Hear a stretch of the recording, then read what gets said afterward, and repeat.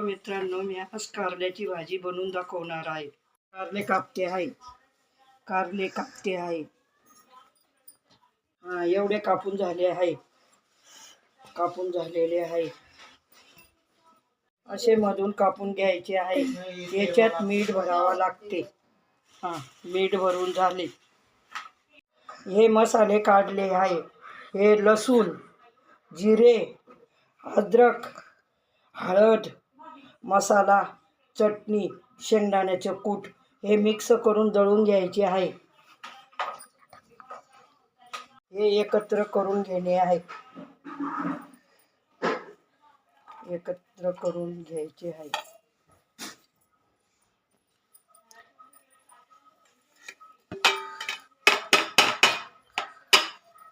एकत्र करून दळायचे आहे. दळून झाले.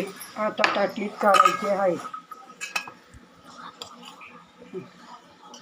हे काढून घ्यायचे आहे.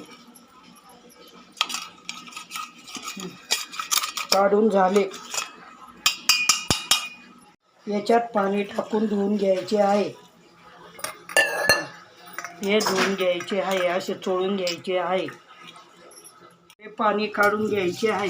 धुतल्यावर दुसरं पाणी टाकायचं आहे. 2-3 पाण्याने धुवायचे आहे.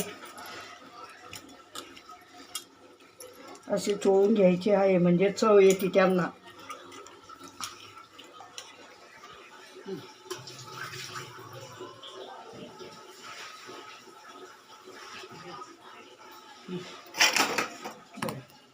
असे पिळून घ्यायचे आहे. कडक पिळले का कडूपणा राहत नाही.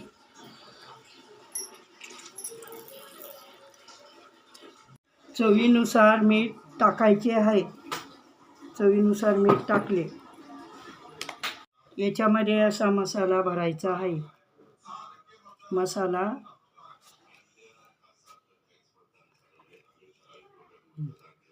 असे कुकरमध्ये ठेवायचे. कारले भरून झाले. गॅस पेटवते आहे.